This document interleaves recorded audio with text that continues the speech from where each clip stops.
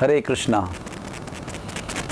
श्री कृष्ण जन्माष्टमी का उत्सव सबके आनंद का उत्सव, सब जीवों के लिए परमोच्च उत्सव।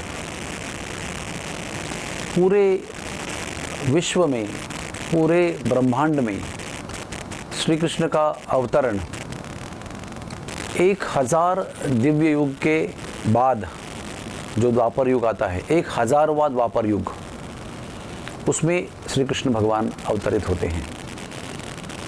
एक दिव्य युग 4 युगों से बनता है, सत्य युग, त्रेता युग, द्वापर युग और कलयुग।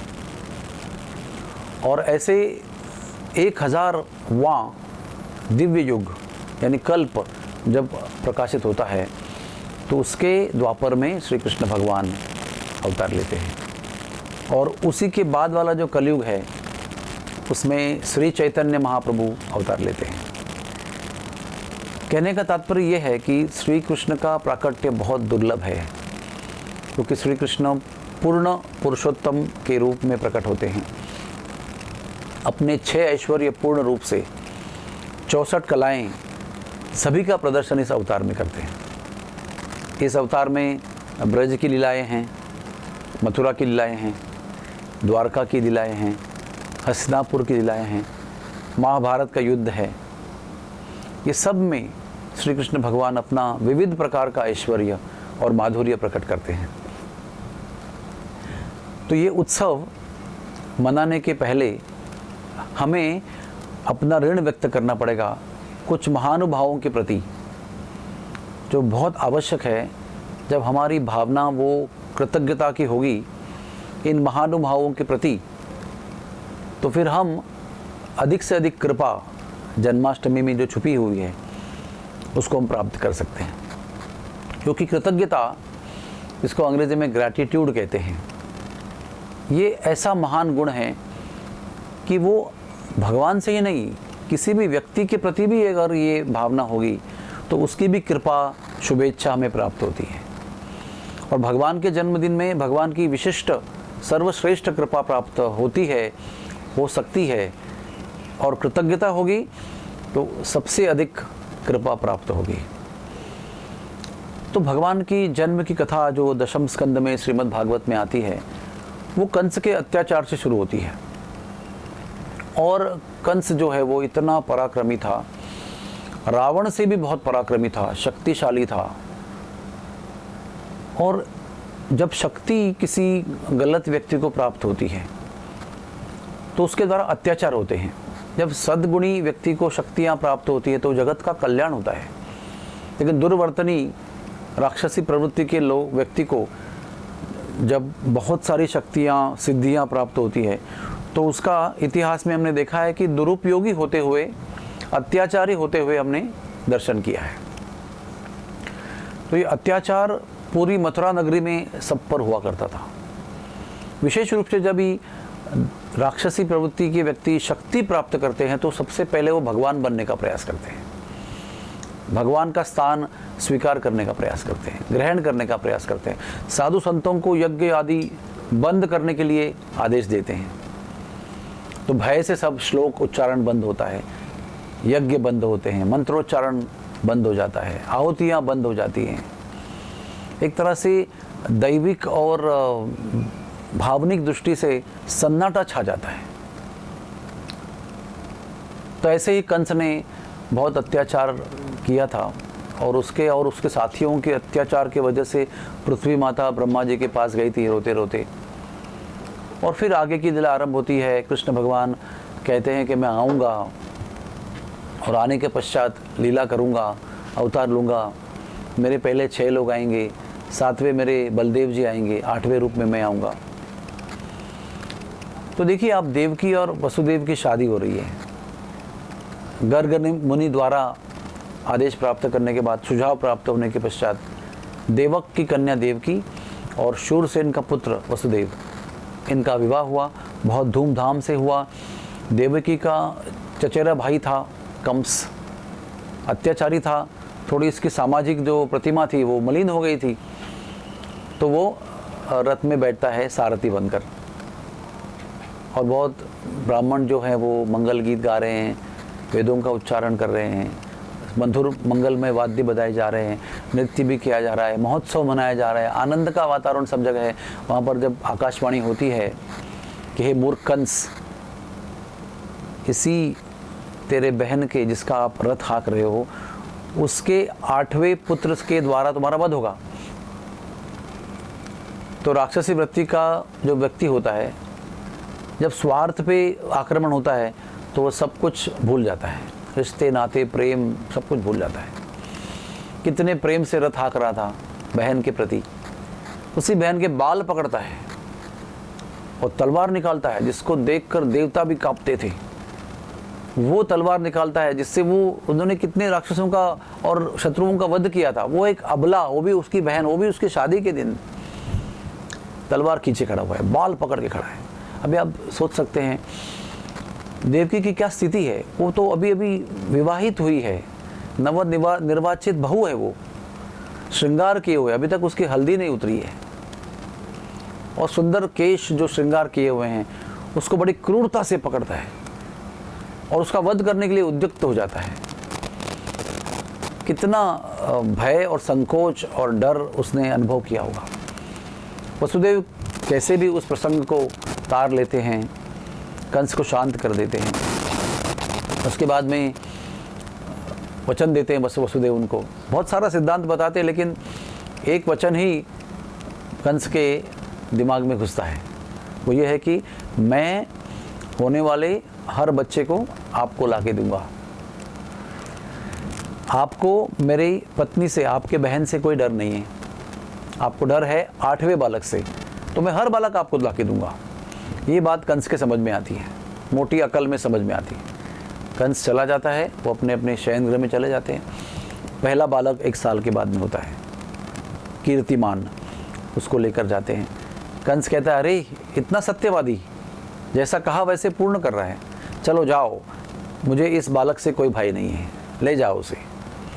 फिर नारद मुनि आते हैं और कंस को उकसाते हैं। तो एक लंबी दास्तान है, वो क्यों उकसाते हैं, उनका क्या कारण था।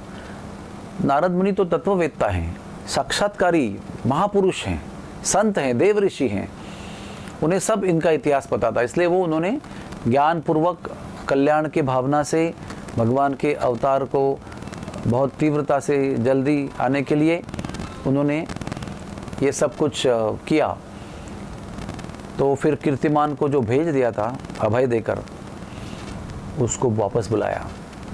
वसुदेव को और देवकी को कारागृह में डाला और उस बालक को लेकर कारागृह में ही उनके आंखों के सामने ही शिला पर पीसकर उसका वध कर दिया। आप सोच सकते हैं कि एक माता को जब अपने बालक का बीमारी भी सहन नहीं होती है, वध कैसे सहन होगा, वो भी अपने भाई के हाथों क्रूरता से लेकर जाकर नहीं, आंखों के सामने ही वध हो जाता है। फिर दूसरी बार, फिर तीसरी बार, फिर चौथी बार, फिर 5वीं बार, फिर 6वीं बार, 6 बार 1-1 साल के अंतर में पुत्र प्राप्ति होती है। हर बार पुत्र के रोने की आवाज़ सुनते ही पहरेदार कंस को खबर करते हैं, कंस को बुलाते हैं, और कंस बड़ी क्रूरता से उस बालक को देवकी के हाथों से छीनकर उसी पत्थर पर फिसलता है और जान से मार देता है। कहते कारागृह में खून के छींटे थे, एक एक बालक के बाद हर एक नए नए छींटे।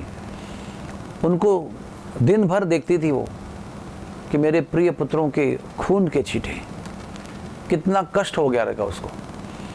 कुछ लोग सोचते हैं कि अरे अगर 8वें बालक से अगर वध होने वाला था, तो अगर वो 8वां बालक होने ही नहीं देती तो खुद भी बच जाती, सारा अत्याचार बच जाता। ये हर बार नए नए बालकों को जन्म देने की क्या आवश्यकता थी। वो 6 बालक तो मारीची के पुत्र थे, अपराधी थे, बाद में हिरण्यकशिपु के प्रपौत्र बने। फिर उनको भी शाप मिला कि तुम्हारे ही पिता के हाथों तुम्हारा मृत्यु हो जाएगा जन्म होते ही। और वो काल नेमी था जो उनका पिता था, जो अगले जन्म में कंस बनकर आया, और वो देवकी के गर्भ में एक एक करके आए। वो तो काम, क्रोध, लोभ, मद, मोह, मत्सर के प्रतिनिधि हैं।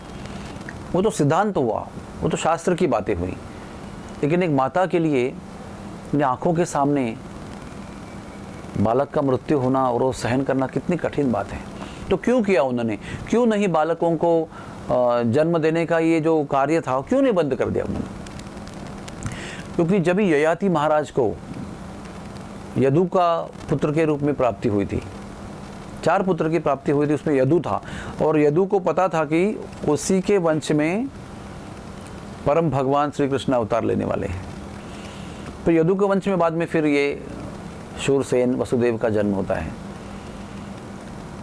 और आकाशवाणी भी हुई है कि 8वें रूप में, 8वें पुत्र के रूप में भगवान आएंगे, ये सबको पता था। तो अगर भगवान का इस पृथ्वी पर अवतार होना है तो सारे 7 पुत्रों को जन्म देने के बाद 8वें पुत्र के रूप में ही वो आएंगे, यही विधि का विधान था। और अगर पुत्रों को जन्म देना बंद करेंगे तो विश्व कल्याण के लिए भगवान का अवतरण नहीं होगा और वो हमारे ही गर्भ से होना है। तो खुद को पीड़ा देकर, इतना कष्ट देकर, मातृवात्सल्य का हनन करते हुए, मातृवात्सल्य की भावना का ध्वंस करते हुए, उसको अनुभव करते हुए, कष्ट को, पीड़ा को अनुभव करते हुए देवकी ने 6 बालकों को जन्म दिया। और बाद में फिर वो कैसे हुआ देखिए, 7वां बालक जो है उसका कर्षण किया गया, संकर्षण, और वो रोहिणी के गर्भ में स्थित किया गया योगमाया द्वारा। तो उसमें गर्भपात का अनुभव हुआ। शास्त्रोक्त तरीके से हम जानते हैं कि वो योगमाया के लिए भगवान का आदेश था कि अनंत शेष भगवान को देवकी के 7वें गर्भ के रूप में से निकालकर और रोहिणी के गर्भ में स्थित करना है।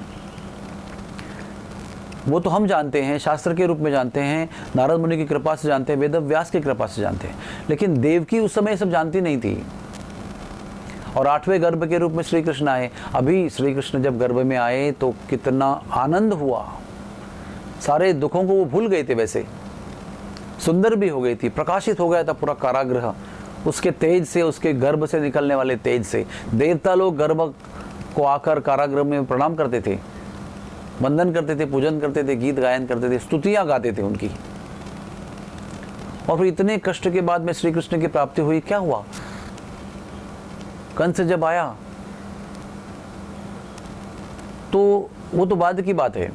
जब श्री कृष्ण ने अवतार लिया, संवाद हुआ, तो चतुर्भुज रूप में आए थे, विष्णु के रूप में आए थे, पूर्ण विकसित रूप में आए थे, शंख चक्र पद्म गदा धारण करके आए थे। लेकिन संवाद के बाद भी देवकी का भय नहीं नष्ट हुआ, वसुदेव जी का भय नष्ट हो गया, लेकिन देवकी का वात्सल्य उनसे भी श्रेष्ठ था।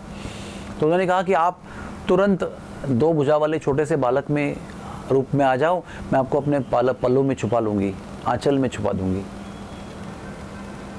लेकिन भगवान ने कहा कि जब मैं बालक रूप में आऊँगा तो आपको मुझे तुरंत गोकुल में छोड़ के आना है। इसका अर्थ क्या हुआ? कुछ ही पलों का साथ भगवान का हुआ। भगवान के प्रति वात्सल्य प्रकट करने के लिए भी कुछ ही पल, इतने सारे कष्ट सहने के बाद भी कुछ ही पल का संग था भगवान का। दुग्ध प्राशन कराया भगवान को और तुरंत ही वसुदेव लेकर निकले। उसके बाद में 11 साल तक वो नहीं आए।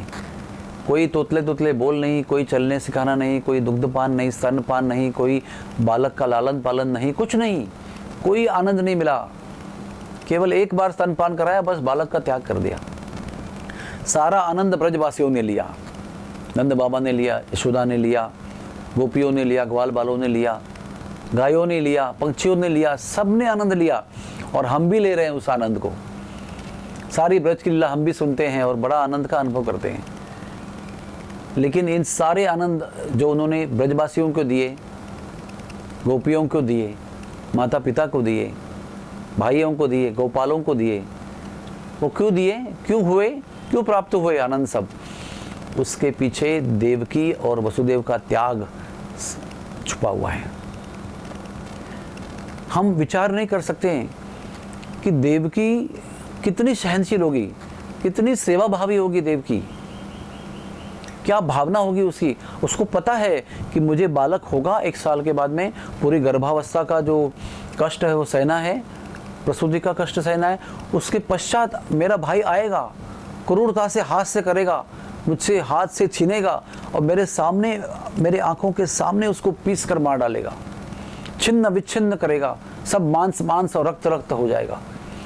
कितनी भयंकर अवस्था होगी ये, हम कल्पना नहीं कर सकते हैं। एक तो कारागृह में बंद, हाँ, जैसे वो बंद है पूरे, कोई स्वतंत्र नहीं है उनके लिए, कहीं जाना आना नहीं है, कुछ खुली हवा में घूमना नहीं है।